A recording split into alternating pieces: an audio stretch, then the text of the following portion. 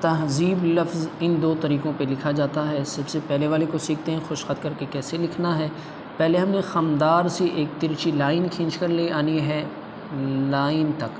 اس کے بعد ہم نے الٹی مد بنانی ہے۔ دیکھیں اوپر تھوڑی سی گولائی، یہاں کی گولائی جیسے لائن کو ٹچ کرے نچلی والی فوراً اوپر کی طرف لے کر جانا ہے۔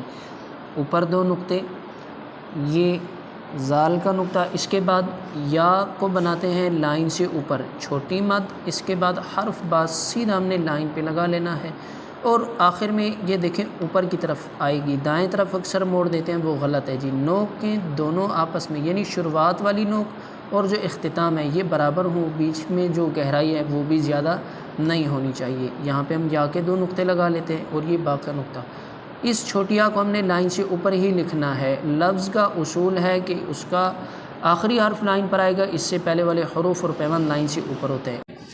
دوسرے کو لکھتے ہیں، جو دوسرا طریقہ کار ہے یہ کشیدے کے ساتھ ہے۔ تھوڑی سی ہم نے کرو بنا لینی ہے، اس کے بعد اوپر گولائی، اور اب ہم نے کشیدہ کرنا ہے اس کو، لفظ کو یعنی تھوڑا سا کھینچنا ہے لائن تک، ہم اس کو ترچا کھینچیں گے، اس کے بعد تھوڑا سا سیدھا لے جا کر اوپر اٹھا لیں گے، اور زال کو ہم یہ لائن پر لکھیں گے۔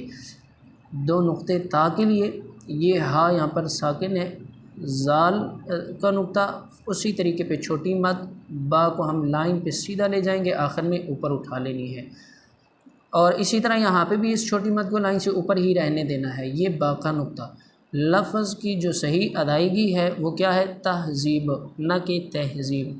اردو خوش نویسی میں تہذیب لفظ کو اس طرح درست لکھا جاتا ہے۔